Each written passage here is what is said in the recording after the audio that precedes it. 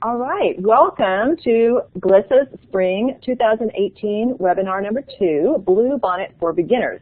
My name is Gina Beatty, and I'm serving as the current GLISA Secretary. In attendance tonight are several other GLISA officers, Vice President Shiloh Brandenburg and Web Administrator Beatrice Canales. It's our pleasure to have Kristen Fournier, who is our speaker this evening. Kristen completed her undergrad and graduate degrees at the University of Texas and has been a school librarian for 10 years in the Round Rock School District in Austin, Texas. In addition to having presentation experience regionally and at TLA's annual conference, she was chosen as the Elementary Teacher of the Year in 2013, even as a librarian. She's an all-around great person, and I think you will learn much from her, as I have already. So welcome, Kristen. Thank you so much. I'm happy to be here. I'm going to turn my mic off and turn the presentation over to you, so take it away. Thank you very much. All right, you guys, I'm thrilled to be here talking about Bluebonnet today. It is definitely one of my top passions as a school librarian, so anytime I can kind of spread the good news about it, I'm excited. So I kind of wanted to show you the way that I have done Bluebonnet program. As Gina described, I have been a librarian for 10 years, so by no means all the things that I'm going to show you do I do all of these things every year.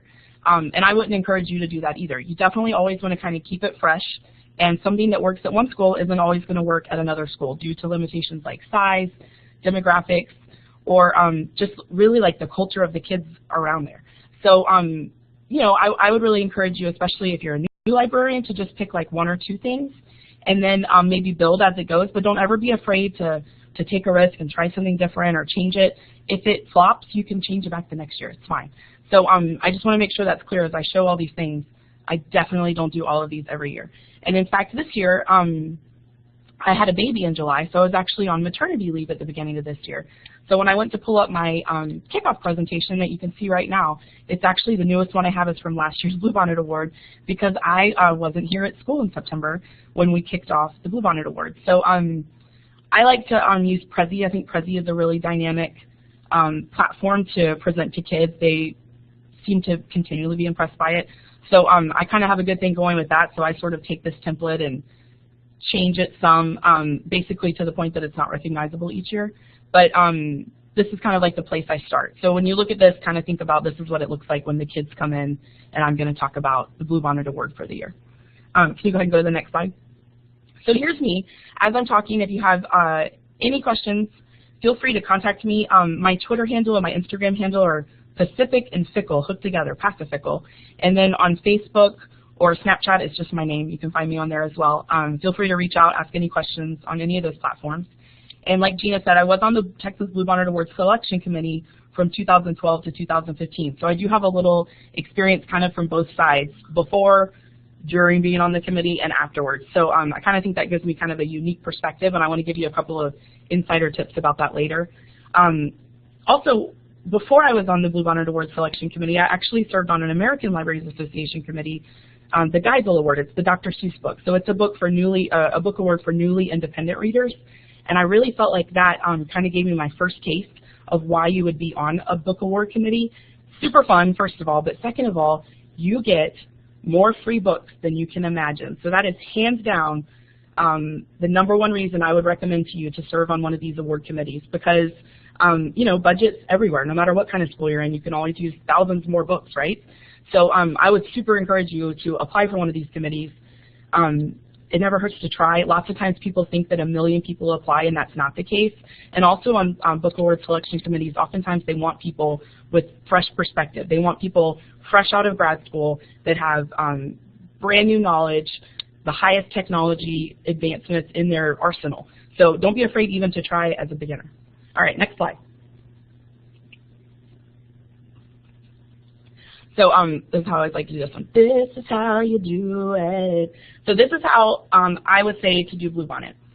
First things first, you're going to register for the Bluebonnet Award. You're going to want to do this pretty much as soon as the school starts, because if you don't, you're going to forget if you're like me. So it's really easy to do it. You just Google Texas Bluebonnet award registration. You go down, as you can see on institution type and school district, you select that. It's got all the schools programmed in, and you just pay $15. I had a credit card through work, so I'm able to use that. I know that they also take purchase orders. I'm sure that that's a slightly more involved process, but if you are working with a school district where you have to do everything through purchase order, I'm sure you'll be an expert at it. So either way, it'll be quick, it'll be done. You want to do that definitely sometime in the fall semester, because if you don't do it, the registration closes before the voting window opens later in the year, and then you'll know that your votes don't really count. So I would really, really encourage you to get this done early and go ahead and register to vote. Next slide. Second thing you're going to do is buy your books. All right, next slide. So in October, every year in Austin, we have the Texas Book Festival. I'm lucky that I live in Austin, and it's just a little ride downtown for me to attend this. But even if you can't go to this in person, this is when they announce the next year's list. So that means that in October, they give you the list for the next school year. So it's almost a year in advance. So right now, I just finished a Bluebonnet list, like in January. But right now, I am buying the books that were announced at the Texas Book Festival in 2017 for next school year. Does that make sense? So what I'm saying is, by March every year, I have to have all of my book money spent. So I can't wait until like May to buy my books for next year. I also don't want to buy my books for next year at the beginning of next year, because then the vendors kind of take a little while to get them to you. So now is the time that we are all buying our books for next year. So these books that are on the 2018-19 Bluebonnet list are currently coming in right now from vendors for me. We're getting them ready. I also like to have them ahead of time now, because I'll do them with book clubs, and then I'll actually put them out for regular circulation in August when we come back to school. All right, next. So after you kind of have registered for the award so that your votes for your students count, and then after you buy your books, next I want to show you these are some of the events that I've done in the past. Again, I've never done all of these in one year. So one year, I coordinated with 3 other librarians, and we purposely picked some that were nearby geographically, but that were different socioeconomically. So there's 4 elementary schools, and we each had an event, and we catered our activities to go around one certain book. So at the top right, you can see we had our Ballet Folklorico group from a local high school come and perform. They were free, so that kind of fit for a school that maybe didn't have as much of a budget. And we did like a jazz night. We had someone knew a jazz musician that could come play. Another one of the schools, I'm trying to remember all of them because we did this a while ago, as you can tell by the books listed. But one of them we did like a reader's theater. We had a high school choir come perform. We did a cheese tasting at one. And we kind of tailored it so that the schools that hosted the more expensive events were the schools' budgets that could handle that. My school is tiny. It's Title I. That means that over half of my students live under the federal poverty line. They are eligible for free or reduced lunch. So it's always nice to have friends at schools that maybe don't have the same budget issues as you, and that way you can kind of work it out so that everybody benefits from it. So since these schools were nearby, my students were able to go get these experiences at these other schools, but it didn't have to hurt my budget. And then these other schools were invited to come to mine, and you know, they didn't really know the difference. They got a quality experience at everyone no matter what, so they had fun. All right. Oh, and thank you, Beatrice, for saying I like collaborating with the local community too. I also remember that I got a gift card from H-E-B to buy that cheese. And so when I was at H-E-B that night, one of my students, who's pictured in the bottom right, he's got the top hat on and the big mustache, he came up to me at H-E-B and saw my cart full of cheese and was like, I know what you're shopping for. So I agree. It never hurts to ask. Lots of times people will say no, but 1 out of every 8 times they'll say yes, so why wouldn't you do it? It's a great idea. All right. So the next thing I want to talk about is Camp Bluebonnet. One of my librarian friends and I went to a session at TLA about this, maybe fresh out of grad school, maybe 8 or 9 years ago, and it was a lady named Kay Gooch, and she does a Camp Bluebonnet, and we said, oh my gosh, we can totally do this. This sounds amazing. So we would have a summer camp, and it's a 4-day summer camp. We've done this maybe 7 years in a row, I think, and kids sign up. We have a budget. We try to keep their registration fee under $100. We have a enrichment program. We're at a really big school district, so they have like a summer enrichment kind of like a platform where people can sign up for summer camp. So we did it through that just for like insurance and finance purposes. But really, I know of teachers doing this out of their homes. So, I mean, do it however you want to do it. My principal, for instance, she'd be thrilled if I would come do this in my library without doing it through enrichment. So whichever way works for you. But we would do it Monday, Tuesday, Wednesday, Thursday. Each day we would read one of the picture books and do 2 activities related to it. And then we would have a snack that relates to it. And then every day at the end, the last like 20 minutes, we would read a part of a chapter book. So by the end of the camp, we will have read 5 Bluebonnet books. You will have qualified to vote. This was open to our whole Round Rock ISD community, and even like kids in the neighborhood that homeschool or go to school online, whatever they do, they were all welcome to attend. But if they did go to a Round Rock school, we would personally, write down their name and what school they went to, and when school started, we would email their librarian and say, hey, John came to Camp Bluebonnet. We can totally guarantee that he read 5 Bluebonnet books. Can you please go ahead and put him on your list to attend any voting celebrations that you have? So the kids really like that. Those type A kind of students, they want to get things checked off the list. This feels good for them. Parents feel good about it. And it didn't feel like they were walking into a room to read all day. We definitely emphasized the summer camp fun of it. So if we were reading a book about flight navigation, we would have a paper airplane contest. We would have fun with cooking, craft. We would try to do things that were good for introverted kids, extroverted kids, and really vary it. So this has been a really fun thing. It's also fun to get to work with another librarian for a week. I feel like, you're the only librarian on your campus. Lots of times I collaborate with a lot of my other librarians, but I never get to work with them day to day. And this is just one of the most fun experiences every year for me because, let's be honest, you're in a room of kids that wanted to come to reading camp and you get to teach with a good friend. I mean, what's not to love, right? So I would highly recommend starting one of those. I presented this at TLA last year with my co-librarian that we teach Camp Bluebonnet with, and we had tons of other librarians take on and start their own camps over last summer and throughout this school year. So clearly it's very doable. Like I said, we didn't invent it. We got it from somebody else as well. So please give it a try. I want to show you a video from 2014 of our Camp Bluebonnet, and I will warn you that the volume is going to be really loud, so you might want to adjust your volume down now before the video starts. And here is Camp Bluebonnet 2014. Reading fun with Camp Bluebonnet. This is 4 years with Round Rock ISD Community Education. June 2014, Round Rock.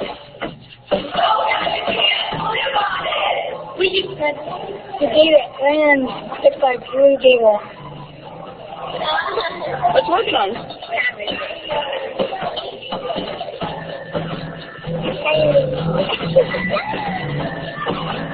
You keep right over here. Yeah. It's pretty short. Nice rainbow skewer. Different. Feel real heavy. 20 pounds. How are your rulers today? No. We get to make our own crayon. How do we make our own crayon, Britt? You take off the wrapper of these crayons and then you break them into pieces. Why do we use aluminum foil? So that it'll be in the sun so that it will be you can sit and relax.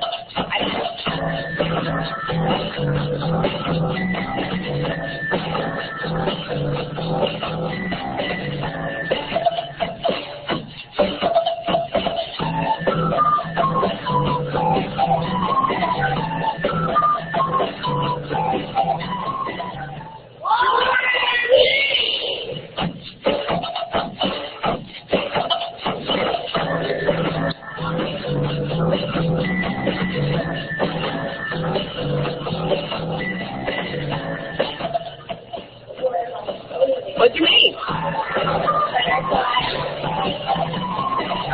What is that? A checker. So, but for mesh or something like that,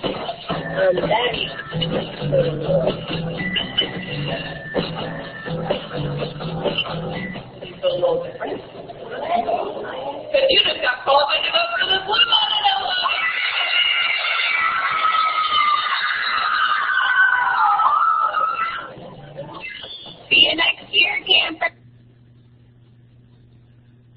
So, oh my gosh, that just makes me really excited for next summer.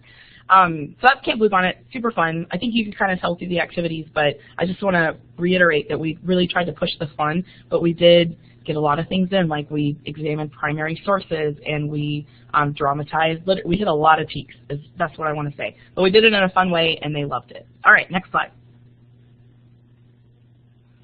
So after my night summer events, what I want to show you next, I kind of talked about this a little bit before, but after you would do that chronologically is when you kick off your Bluebonnet program. As I talked about before, you will have your votes due at the end of January. So you want to give your kids as much time as possible before the end of January to read Bluebonnet books.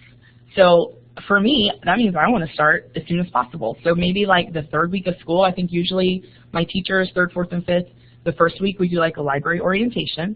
The second week we'll talk about picking just right books in the library, what that looks like, how important self-selection is. You know, they want to get something that's good for them to read, but honestly the most important thing is for them to pick something that makes them love reading. These are what different genres are. This is how you find books in the library. And then the third week, Bluebonnet, let's go. We kick it off. I'm going to kind of go in more in detail about that later, but chronologically that would be the next thing. All right, so next slide, I believe it's number 4 on the list. Nope, that was kickoff. Okay, so number 5 is promoting and staying relevant. So these are some of the things that I've done some years, not every year. So for promoting and staying relevant, this is a flyer that I will have on the desk before the back to school night in August. So it kind of goes through the whole program from beginning to end, how I've done it at my school. And honestly, this is like if I really have it together and I'm not like getting new carpet before, or I have a library assistant or something before school starts.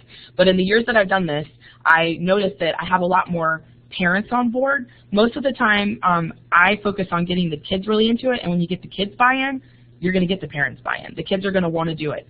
But this does help with parent buy-in. If you're at a school that's higher SES, or parents are more involved, I would say that this would really be a good one for you to do. Again, if you're at a Title I school, maybe not so much. Here's how I get kid buy-in. Yeah. So when kids finish reading and they are qualifying for the voting party, they get a ticket like this. And it says, meet me at the library, Bluebonnet voting party. It says when the party is. Again, I'm at a smaller school, so this is more feasible for me than it is for other schools. But we take a picture of every single student. When they qualify to vote, I literally go like this, woo, woo, woo, woo, and we flicker the lights in the library, and I yell it really loud, Joaquin is coming to the Bluebonnet party, and they love it. They're so excited. They get a lot of positive recognition among their peers, and we really have built a culture here at my school where we don't let kids fall through the cracks. It's most important for me, the kids that most need to come to my Bluebonnet celebrations are the kids that are learning English. They're the kids that maybe don't have a lot of support at home. They're the kids that just moved here from out of state and they're 3 grade levels behind in reading. They're the kids that are special education. So I use it as a way to build relationships with them and to get them on board. I know that the kids that are identified as talented and gifted are going to do it. I do that, all that other stuff, for the kids that need it the most because they're the ones that that need to identify themselves as good readers. So again, it's silly. It's not what you would typically think is happening in a library, but for me, it really works, and I think it's really important because those are the kids that need it the most. I also will kind of ask the teachers if they can encourage the kids. They'll tape these tickets to their desk. I have one teacher who's like super artsy, and on the back of her door, she makes a green stem. And every kid that qualifies for the Bluebonnet party gets to put their petal on the flower. And obviously she would make sure that everybody gets their petal. She doesn't want to shame anybody that's not on there. And she is really good about making sure, I mean, every year since she's been at my school, every single kid has qualified for the Bluebonnet party. So it's kind of a team effort. They all help each other. The kids that go sooner, they will help the kids that are maybe lagging behind a little bit. They will coach them. They'll kind of point out, oh, this one went kind of quicker. This book was maybe a little bit easier. This one was really good. It really caught my attention.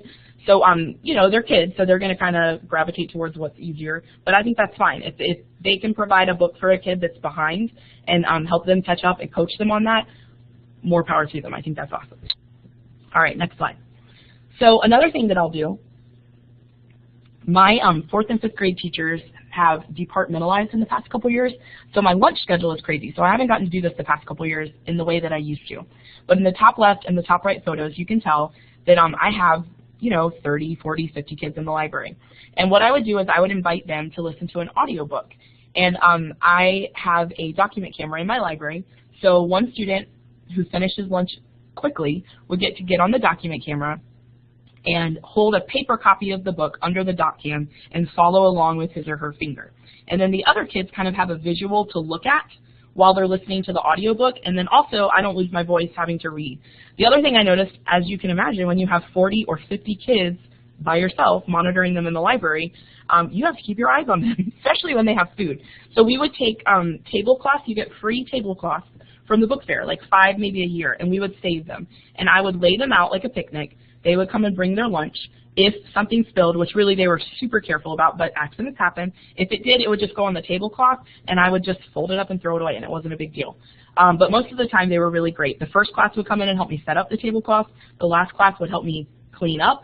And then, again, somebody that finished quickly would get to follow along, because I noticed that if I was following along to give them a visual, which builds fluency and is great, but I wasn't watching behavior. So I would let a kid do that. Also, I don't know if you can notice, but in the top left picture at the back, those were my VIP tables. So every time I would pick 8 kids who were really respectful, really responsible the week before, or maybe the time before because we met 2 times a week, and they would get to sit in a chair.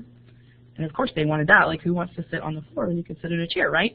So they would get to sit in the chair, and I would make sure that everybody got a chance to be the VIP, and it just kind of kept behavior on track while they did that, and it was awesome. They loved it. Flora and Ulysses especially was a good one because it had, it's what's known as a hybrid book, as I'm sure you guys know about, where it's part graphic novel and part novel.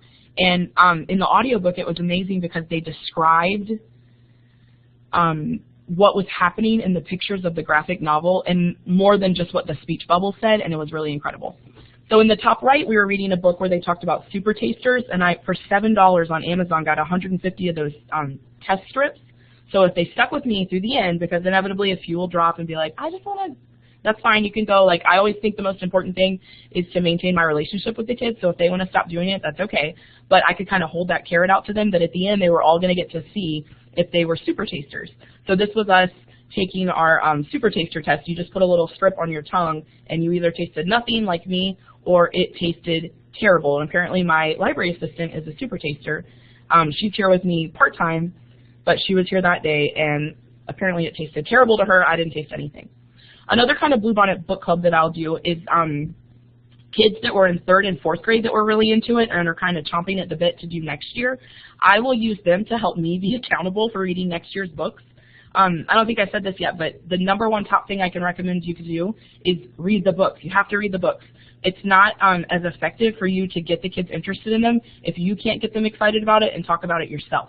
So #1, top, asterisk, asterisk, asterisk, read the books yourself. So what I do, I mean, life's happening, right? I've got a lot of stuff going on.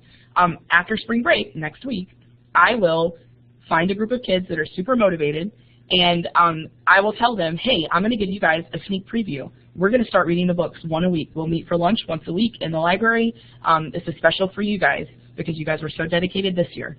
And then that way, they hold me accountable because I have to read a book a week. Because otherwise, I won't do it, and I'll wait till summer, and then it's August, and it's the week before school starts, and I'm reading them frantically. So this is a way for me, it's really for me to be more accountable, but also you kind of have some kids that can come in at the beginning and talk about how great this list is, and they serve as recommenders for the other students. All right, so I think that's all I want to say about Bluebonnet Book Club. Yes, next slide. So I don't know if this is popular everywhere, but my school district, my school board is really into Twitter.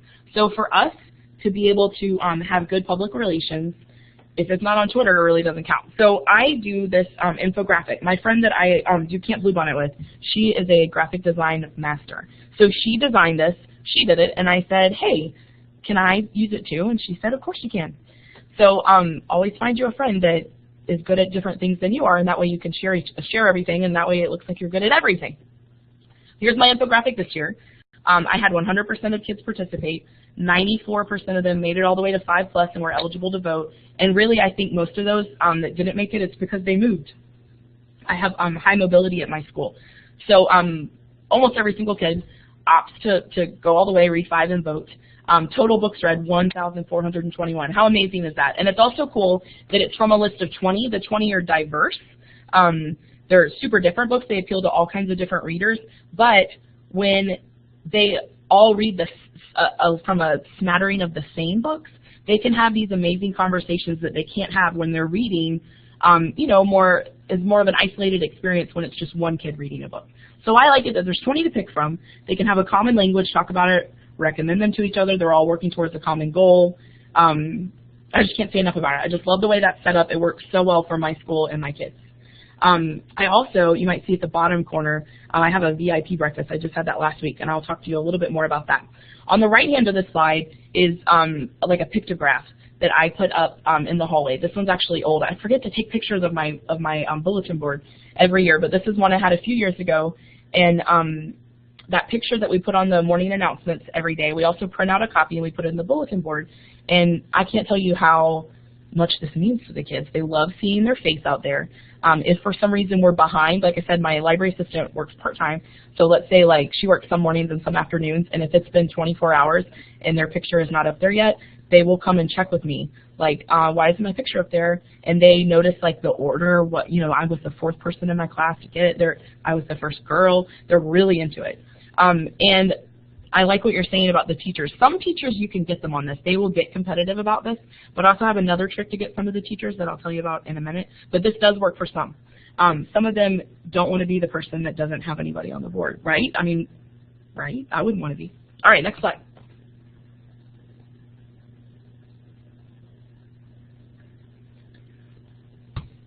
So here's another thing. I use this on my website. This is from PicMonkey. If you don't have PicMonkey, you should get it. It's amazing. And most of the features are free. There's a $1.99 add-on you can get on your phone where you can edit the pictures and like whiten teeth and basically the stuff that I would only do to my photo, I would never do to others. But for my kids here, this was free.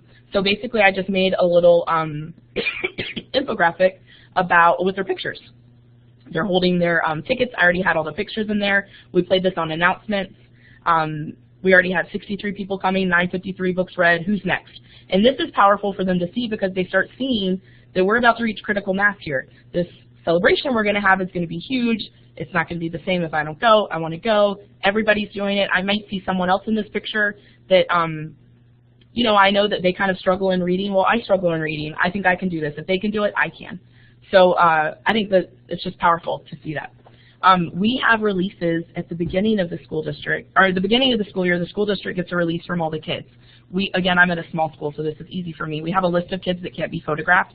Sometimes it's just by parental preference. Sometimes it's for legal reasons that they can't, like maybe they're in a foster care situation, or they're need their identity protected because of family situations. So because of that, those kids, I know the list of the kids I can't photograph, but all of these kids are okay to photograph. I know some of my friends at libraries that have a larger list. This might not be as doable. Also, sometimes you can put stickers on top of their faces, but for me, I think that this really does a lot. I think it helps kids feel successful, and for them to be on this, again, is another way for them to feel successful. I'll post this on Facebook where a lot of our parents follow us, our school Facebook, and I mean, how cool is that to load this up and you see your child on there too, right? And Beatrice, I like what you asked about this helping reluctant readers. I definitely think so.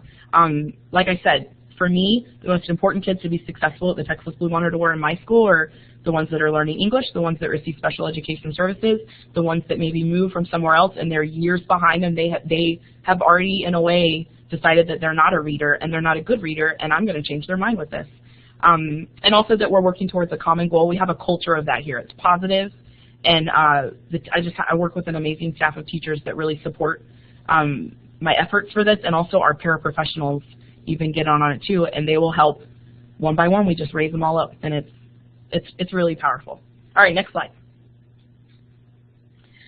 So we started something maybe like 7 or 8 years ago in Round Rock ISD where we do something called Battle of the Bluebonnets. Now, I want to give you a caveat on this. Battle of the Bluebonnets is a list of 20 books.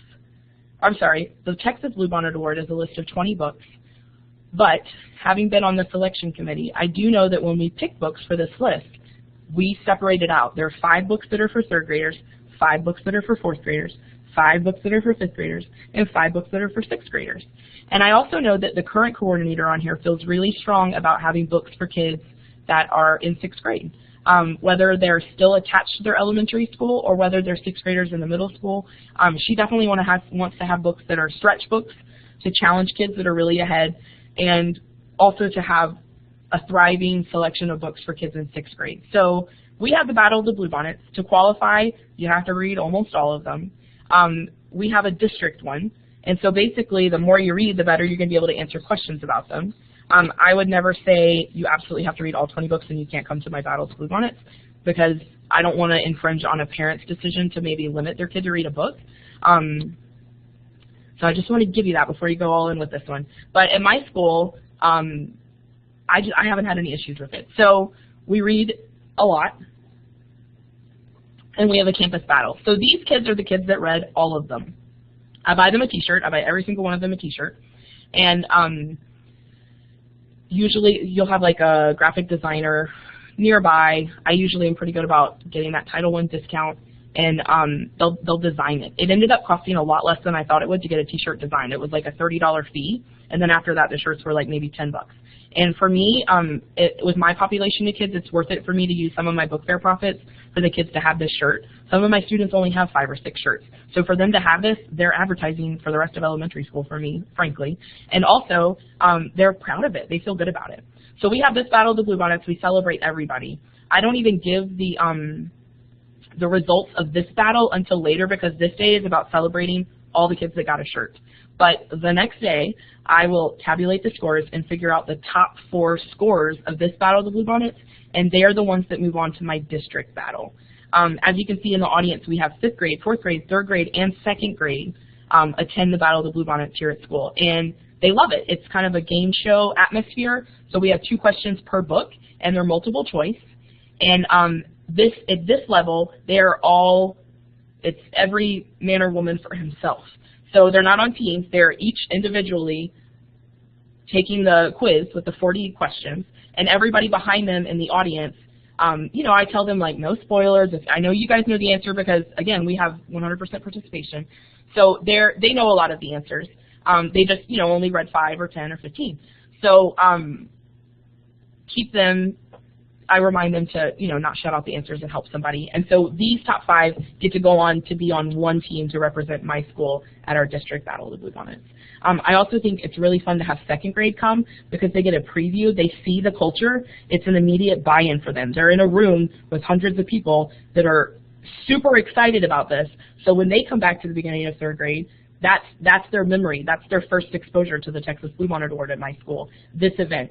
So for them, they're already excited because the cool big kids were already excited about it. All right, next slide. So here is our district Battle of the Bluebonnets. Some libraries in our school maybe only have kids that read 10. Some of them have a team of kids that have read them all, and there's every shade in between. But we have a Battle of the Bluebonnets. It's really fun. The last, not this year that just went by, but the 2 years before that, we actually had it at our minor league baseball stadium, the Round Rock Express.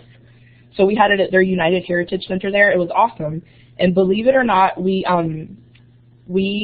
maxed out the capacity at the United Heritage Center. This is a huge event. It's really grown over the years. And if you have a team of 5 kids, well, every team is bringing their family, and it adds up very quickly. So this past year, we had it at our brand new middle school. And we had it in the gym, and it was awesome because there were bleachers for the families to come sit at. We also we went from having teams of 5 to teams of 4, and that also helped obviously cut down on 20% of the audience as well. We didn't have to drive as far to go to the baseball stadium this year, so it was really fun. Next slide. Oh, I thought there was one on my team, and I guess I didn't put that picture in there. My team this year at the Battle of the Bluebonnets, we just had it last week. It was super fun. We got 3 wrong out of 40, and that put us in 6th place. So that's how competitive this is. We had, I think, 5 teams this year that got all 40 questions right. Now, when we first started out, I think my team won maybe in 2013, and we got 1 wrong, and we still won, like uncontested. So now it's like you have to get all 40 right to move on to the tiebreaker rounds. And these tiebreakers, you guys, I cannot explain to you how hard they are. I read these 20 books. When I was on the selection committee, I studied these books. I knew them so well. And they'll ask questions like, oh, how many people were in blah, blah, blah class in this book? And these kids will know 42, like without a doubt. It is crazy. I cannot explain to you how good they are at these books. So may we all have our memories from when we were 9 years old. I wish my memory was still that good. But these kids are incredible. They rise to the challenge. We make it a little bit harder every year just because we have to break all these ties, and they just keep rising to it. It's amazing. So I can't say enough good things about it, but I would be careful about requiring them to read all 20 to go to a battle because, again, not all the books are going to be appropriate for third graders, especially books that are, you know, like scary or deal with a little more mature content. So definitely, just because it's a Bluebonnet book, don't think that it's going to be a great read aloud for a third grade class off the bat. You still want to do your research, pre-read it, read it ahead of time before you decide to do a lot of programming with it. All right, so next, this is how I do kickoff. Like I said before, I usually do it in Prezi. Some people like Prezi, some people don't. I love it. Oh, Beatrice, you're asking, is it the Lexile? No, it's not the Lexile. It's more for content, like a little bit of romance. Like there might be a smooch or two in it, or there might be a 4-letter word or two, or there might be super scary ghosts, things more like that where it's content that maybe would do it, not really reading level. Reading level, you're always going to, I mean, across the school, you're always going to have a kid in third grade that can read like a 6th grader, and vice versa. But this would be more content. Again, I've never had an issue with it at my school, but I just want to warn you guys going into it that you do want to think about that. Just be smart about it. All right, so this is how I do kickoff. Some people like Prezi, some people don't. The way I like it, I think it's visually engaging. We weren't able to import my literal Prezi into Blackboard, but just imagine really cool transition through each slide. If you ever want to take a look at it, I think I have it on my website, Forest North Library at blogspot.com. And if not, just let me know and I can share it with you. But I love Prezi. All right, so it starts like this. It's got the 20 books on it. Like I said, I was on maternity leave this year, so I didn't do a really good one, but this is the one I did the year before. And the first thing that I want to tell them right when we get in, if you go to the next slide, it zooms in on the 20 covers again. They're still, like, again, super excited to see the cover of the books. What do these books look like? I know I'm going to read a lot of these. This is the list this year. I'm so excited. And I want to point out to them some that are just right for 3rd grade, 4th grade, 5th grade, but I also want to say that as long as you know the story, that counts as reading a book. So you can listen to these books. Your teacher can read them aloud. You can come to my Bluebonnet lunch group. Any way you can absorb this book, it counts. You don't have to literally put your eyes on each word in the book for it to count to read it. So audiobooks count. I just really emphasize that to them because they feel like if they go home and have their grandpa read it to them, it's cheating. That's not cheating. That's reading. It's awesome. So please do that. It's also a great way for the kids that need a lower access point to get into it, for them to have that support to do it. And it also helps build that culture that I was telling you before where teachers help lift the kids up. Paraprofessionals at my school help lift the kids up. My assistant principal has read books to kids before, and it just really helps build that culture. All right, next slide. So the next thing that I need to do after telling them that it's so easy somebody could even read it to them, the next thing that I want to tell them is get them buy-in on the party. So these are a couple of videos that I show them. Oh, Gina, I'm trying to remember which one's first. There's 2 videos. One is I got my husband to come a couple years ago. We practiced like every Sunday for weeks, where he would come in and fly a drone up in the air and take a video of everybody at the party. And pretty much as soon as you tell a group of 8 to 10-year-olds that there will be a drone at a party, they all want to come, right? Because it's a drone, of course. So one video is when we flew the drone. The other one is a clip. It's a video from my party this year, my Texas Bluebonnet Award celebration in January 2018. The coolest part about this video is that it is edited by a former student of mine who is now out of high school, and just is like, it just blows me away how good she is at editing videos. She was on my Battle of the Bluebonnets team, so I just want to give her a shout out because how cool is that? All right, here are my 2 videos.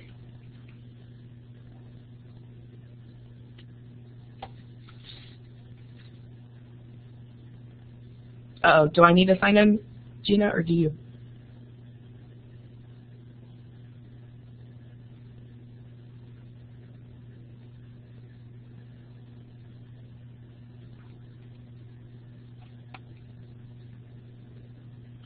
Gina, are you there? Do you think you could, I wonder if it's you that has to sign in? I'm trying to click and it won't let me.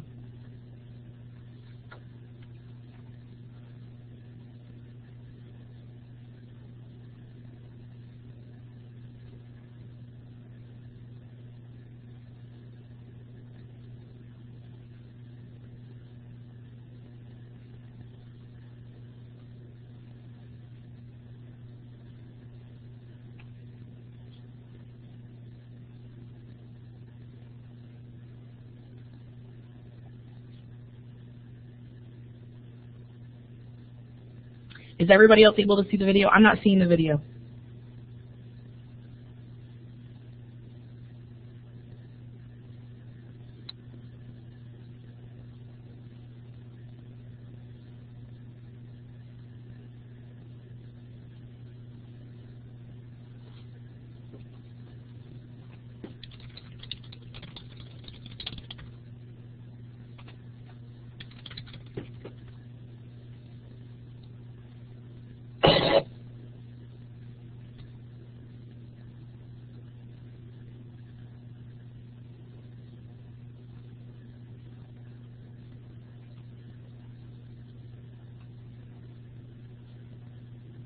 Gina, the videos didn't show up for me. Can you tell me, did you play both of them or just one?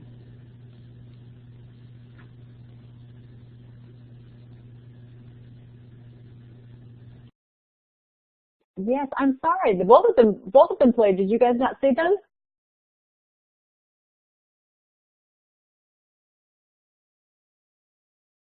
Kristen, your mic. Oh, okay. Shiloh saw them. Oh, strange. We might have lost Kristen. Hey, Kristen, your mic is off. Can you hear me now?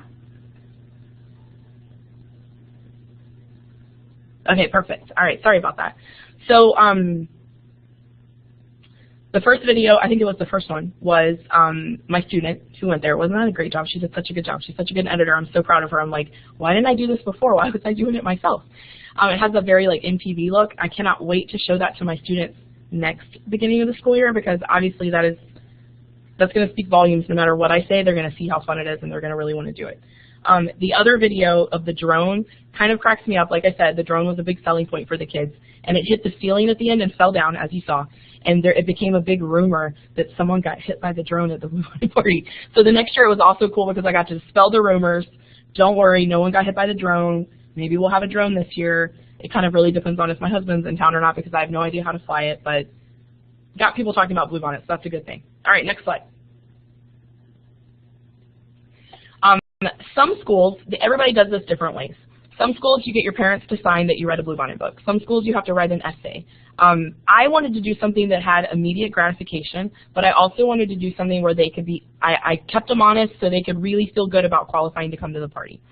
So after kind of a lot of debate and not really being sure what to do, my assistant and I write quizzes for the books. Now, I know that sounds terrible, but let me explain this to you. We purposely do them so they are so easy that if you read the book, you will pass. Definitely, definitely, definitely. There's 8 questions. They only have to get 6 right. And again, like we said, we make this super easy because, again, who are the people that I want to pass them the most? My special ed students, my limited English proficiency students. So it's really important to me that everybody can do this. And I basically have it programmed so that it's all on Google Docs. And then I have a summary sheet over on my desk. So they'll take a quiz, they come right over, and it'll tell me right then if they got 6 or more right. If they only got 1 right, that's how I know they didn't really read the book. And I'll remind them, don't forget you have to read the whole book. And then you can try it again. So we never say no. Lots of these kids that maybe are going to struggle with it, we'll have a coach, a kid from the class that's already passed the quiz will come help them with it. A staff member will come help them with it. It's basically another opportunity for them to see that they can have achievement in reading. We're going to support them. We're going to scaffold it. But, you know, as they say in the movie Trolls, no troll left behind. Every student is successful at this, and we make sure of that. So no kid walks away feeling like they're not successful with this. All right, here's the videos. Library pass down, put it right there. You come on over to a Bluebonnet quiz station. You'll know which ones they are because they have Bluebonnet quiz station stickers on the top. So this one or this one. Then once you get to your quiz station, you're going to double click on the folder on the desktop that says Bluebonnet. It's going to come up with all 20 books in alphabetical order. So think of the cover or the title of your book and double click it. I'm going to pretend I'm taking the quiz on iPad. And your quiz will come up. First name, you're going to type your first name only, make sure you spell it correctly, and don't put your last name. So I'm just going to type in my first name. After that, do I promise I read the whole book? Can't take a quiz unless you read the whole book. Then you choose your homeroom teacher. After that, there's 8 questions. You only have to get 6 of the questions right. If you really read the whole book, don't worry, you're going to be fine. I wrote the quizzes myself with Mrs. Better, and they're pretty easy. When you're done, you're going to hit submit down here. And if you answered all the questions right, it'll give you a password. If you didn't get the password, that means that you missed one. So scroll back up and find the question you missed.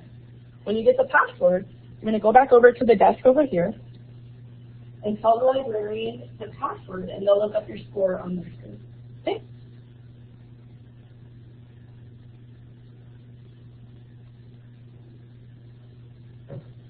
So when you have your password, you'll come over here. Here's what the screen will look like.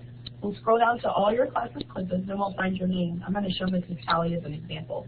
So right next to Mrs. Talley's name, it says she's taken 3 quizzes and passed them so far. So let's say she took the quiz for Echo. So I'll go down under Echo over to her line, and right here it'll tell me how many questions she got right. She hasn't really taken it, so it says 0. But if she did take it, if she got 6 or more right, this 3 over here would change to 4. When you get to 5 or more, you can tell in this column right here you turn green, which means you're voting. You get to come to the voting party. We'll get a ticket like this, and we'll put your picture on it, and it's come out. Okay. So I also like this because it's instant gratification. They feel good about it right now. It also gives me the ability to that moment be able to celebrate them and flicker the lights and yell and shout. And no matter what, this way I know that they're being honest and they really read those 5 books. No one's going to get to that party and feel guilty on the inside. Everyone knows that they legitimately read it. And like I said, we do a lot of hand-holding for those who need it just to help support them.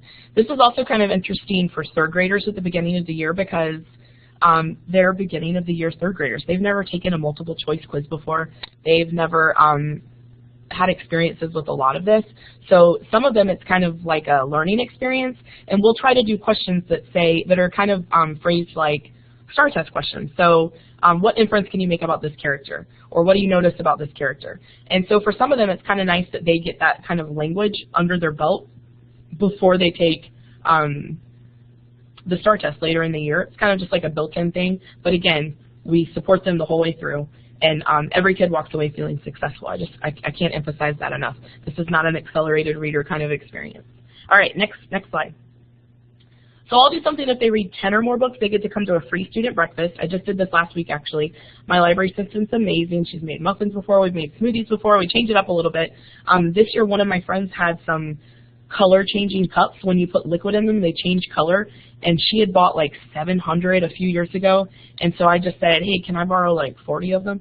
So she let me have 40, and then I'm going to pay her back the next time she has a big order because I just don't have the population to ever buy that many in bulk. But anyway, they come, we make a big deal about how we're their waitresses, and we serve them, and we play it up. We put a pencil behind our ear and put on an apron. Bottom line, it's not that much prep. Like it's a donut and a taco and a banana or some sort of situation like that. In some years, if I've had a little bit extra money, I'll let them place an order that day for a paperback book of next year's list that they want. Again, when you've got like 40 kids coming, for me, my budget, that's not really feasible, but I have done that in the past. Another cute idea, I had a library assistant maybe like 5 or 6 years ago that saved the jackets of the Bluebonnet books, and she used them, she laminated them and used them as placemats, and then they got to take them home as posters at the end of the breakfast. They loved that, so I would really recommend you do that too. It went over like gangbusters. All right, next slide. Here's my other way that I convince the teachers, and I will tell you, since I started this, I have never had a teacher not qualify. I tell the teachers that if they have 15 or more kids at the voting party, I'll buy them lunch, and I always let them pick if they want Chipotle or Jimmy John's or pizza, because you can order them online and they're easy to get. And they always pick Chipotle. So every year, I just sent out the email a few days ago about which one they want. I guarantee they're going to pick Chipotle again. But it'll let you order it online. It's one of those where you can customize it and send it to them. And honestly, it's worth it for me. I mean, look at my stats. They look awesome. I need the teachers to support me. And I genuinely do appreciate all they're doing, and this is something that means more than like a piece of candy to them. They really appreciate it that I'm getting them like a catered lunch. Now, is it like fancy? No, not at all. It's fast food, but for them, they love it, and if they need to support their kids to do it anyway, they get a free lunch out of it. It's a win-win. For me, it's definitely worth it. Again, it's just a ploy, but it works really well. And we get to all have lunch at the end and talk about which books we liked and how excited we are for next year. And can't say enough about what an easy way this is to get teacher buy-in. On the selection committee, we would get surveys from participating librarians that would say, I'm trying to think of how nicely to say this. They would blame their students or their teachers for the fact that people don't participate in the Texas Bluebonnet Award at their school. And when I first came to my school, there was no Texas Bluebonnet Award program. I started from the ground up. I built it up over many years. But from the very beginning, I took responsibility for it. It's not my teacher's job. My teachers have a different job. Their job is not to do that. The kids, they're not going to know about Bluebonnet if I don't teach them about it. So it's my job. It's my responsibility. And I just really take that upon myself. And that way I get to feel proud about that I've had a change in my school. Like I've built a reading culture. I've built a culture of the Texas Bluebonnet Award is awesome and fun at my school. And I know that that's because of me. Because I took it on as my responsibility and I built it. And it feels so good because I'm just so proud of this. And it just means so much to my students. And I see these kids graduate and they come back and see me, and we've built so many memories and experiences based around this award. And it's real. You know what I mean? It's that feeling where you're like, this is why I'm doing this. And there's nothing better in the world than that feeling for me. All right, next slide. So another cool thing that you're able to do is we have at TLA, the Texas Bluebonnet Award Committee, and I'll actually be helping out with it again this year, even though I'm no longer on the committee. I'm still like a friend of the committee, but we have something called speed dating. And this is a unique opportunity where a lot of the authors off of the next year's list will come around, and the reason it's called speed dating is they sit down at tables and talk about their book for a few minutes, and then they go to the next table and talk about their book, and they go to the next table and talk about their book. And I use this as an opportunity if I can get in. Oh, afterwards you get free books, which, I mean, how amazing is that? You get books off next year's list, and you can stand in the line and get them to sign it. So when I'm standing in line and get them to sign it, or if they sit next to me and I have a minute, I will ask them, I know this is shameless, but you got to do what you got to do, right? I will ask them about visiting schools. And as you guys probably know, a lot of writers are former teachers or former librarians, so they really get it.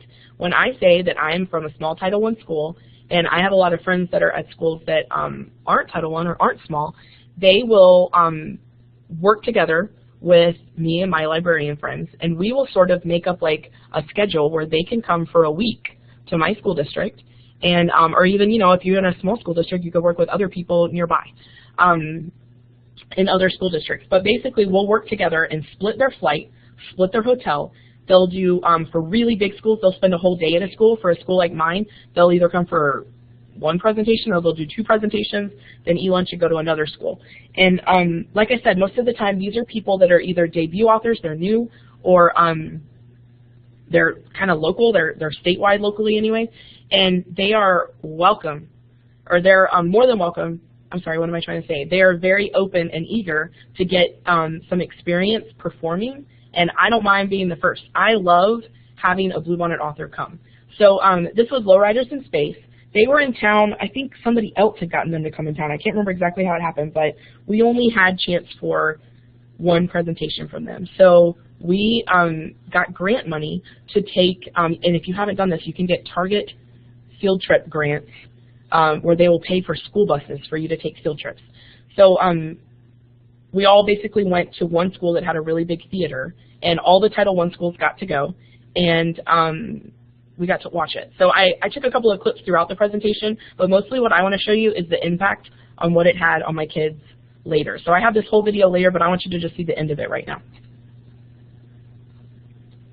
How was it? What'd you learn?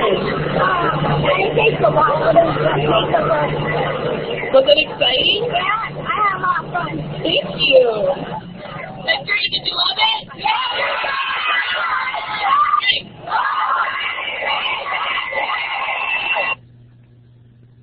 So as you can tell, they're super excited. They loved it. For my students, this gives them so many skills that they really don't get to practice a lot. A lot of them, their parents are working 3 jobs, they're working weekends, they're working nights, and they don't get a lot of time together to go have experiences that are cultural, that are extra, that cost money. So, you know, I'll have authors that I notice that are just coming too often to visit, like maybe they're going to a bookstore, and I'll go there, and some of my friends, their students will show up there, and they'll say hi to them, and they can advertise at their school, and the students will show up. When I've done that in the past, my students just don't have the financial or the time capabilities to go do this. So if they don't get it through me, they're probably not going to get it. So this is a huge opportunity for them where they get to see the authors that they love, ask them real questions. And again, these people are so nice, and they're usually former teachers or former librarians, almost always. And they will inevitably give this message that if they can do it, anybody can do it. And it is so empowering to my students for them to see that. We also try to really focus on having authors to come visit that maybe are representative of a marginalized population, because that way it really helps to give a mirror back to my students so that they can see that this is capable for them too. This year up in the top right, we had Elizabeth Yulberg come to visit. She wrote The Great Shelby Holmes. She was hilarious, but she talked a lot with the kids about her struggle with dyslexia, and it was just so empowering. I saw a lot of the kids, we do something at my school where you do the sign for me too, and that way it's like kind of a silent way to make a connection with somebody. And being in that room where she said I had dyslexia, and there were kids in the room that gave her that sign language in public. I have dyslexia too. Me too. I connect to you. I'm cool like you. It gave me chill bumps. Like, it was amazing. I was so proud to have her there. So Nathan Hale down at the bottom, he was awesome to have. He is a little more expensive, but I cannot say enough about this guy. He is the most engaging person. He does stories from U.S. history and just knocks it out of the park. The kids are riveted. They would have sat there for 4 hours and listened to him, and not one of them was off task. I can't say enough. He was amazing. I want to try to get him back. But I'm going to make sure I got through all my parts. Oh, I would also highly recommend that when you hit up these authors, email them. 90% of the time they will email you back. Try debut authors, somebody that's brand new that maybe doesn't have experience. They're not going to charge as much, and they want to get experience. Try them first.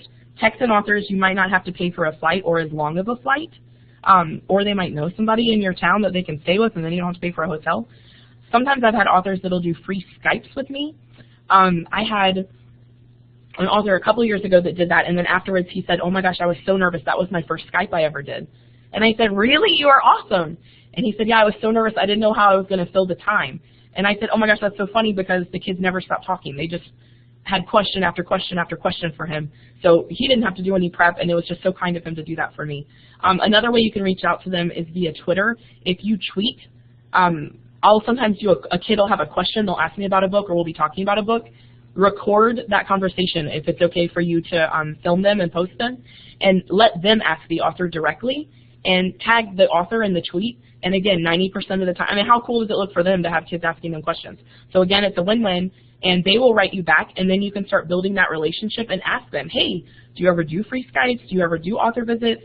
Would you be willing to come to my school district? Would you be willing to do a sliding scale where Title I schools maybe have a different rate than schools that aren't Title I? And they are so willing to do that. Please don't be afraid of them. I just find overwhelmingly so. They are so compassionate, so empathetic toward just the plight of what we're doing and bringing reading to kids. And we're a lifeline for them. So we need each other, so don't be afraid to do that. All right, next slide. Here's the one that I was going to talk about earlier. Here's Battle of the Bluebonnets. This is my Battle of the Bluebonnet slide from this year. This is my team at the top left. And on the right side, we have a traveling trophy that my district shares. And basically, we got a parent that works at a trophy shop to make it for us once, and we never had to pay for it again. So it was free. It's very impressive. The kids love it. And then this year we use Plickers. If you haven't tried Plickers yet, it's awesome, because if the Wi-Fi breaks down for a second, like if it did on Nearpod or on Kahoot, you're kind of like, dead in the water if the internet breaks down. But Plickers, we didn't need it because it just only looks for a second. So basically these kids hold up these shapes. They look kind of like, it reminds me of that video game Tetris. And depending on what way you turn the shape, everybody's shape's different, but you hold up an iPad and read all of their shapes, and it submits their answer. So if one way is up, it's A. If they turn it sideways, like if they rotated a quarter turn, it's B. Again with C, again with D. So we tried this year, and it was awesome. I love it. It was easy. It's free, and all you had to do was print out those cards. So we just needed a set of 1 page for each kid. It was awesome. So for my kickoff, this is what I do with the kids. I say, if you read 5, you get to vote for the award in January. You get to come to the voting party. You get to have your picture on the news. If you read 10, you get to do all those things and come to the breakfast. If you read 15, or no, I'm sorry, if you read 19 or more, again, you might consider the lift each year and do accordingly, depending on how mature some of the content is. But I'll let them compete in the Battle of the Bluebonnets. I also give them a $5 gift certificate to the book fair that I have at the end of the year. Inevitably, they're going to reinvest in your program and buy a Bluebonnet book off the next year. So it's really like a win-win again. It benefits me, it benefits them. And you get $100 when you have a Scholastic book fair. You get $100 that you can use in giveaways, and I usually use most of that for Bluebonnet, because what better way to promote your book fair than to have kids excited and talking about next year's list. And I think that is it. I think there's one more slide at the end that talks about, I want to encourage you guys, please feel free to reach out to me, connect with me online. If you have any questions about what I said, I'm happy to help. Anything I can do that can indirectly help your students, I'm happy to do that. I feel so strongly about this award. Had a great experience on the selection committee. If you're curious about trying out for that or applying to be on a national level committee, I encourage you to do it. And please feel free, if there's anything else you need, holler at me. Well, we will. And if anyone of you have ever get a chance to meet Kristen, you will know that she is very approachable. And I met her as a stranger and last year at TLA, and she treated me like I was her best friend. So can't say enough good things about Kristen, and do reach out to her if you have questions, because she is a wonderful resource. And she will actually be presenting at TLA again this year. So if you have enjoyed this presentation, we certainly want to encourage you to attend her session about a slightly different reader program, Children's Choice Program, which is the Round Rock School District's Armadillo Reader's Choice Program for K through 2nd. So it's kind of like a Bluebonnet program for the younger kids. Well, we have finished up our time, and I think most people that were here, anyway, got to ask most of their questions. But again, reach out to Kristen directly if you have additional questions. And thank you so much, Kristen, for coming and doing this with us this evening. Thank you for the opportunity. It was great. So you're welcome. And we'll end the recording now.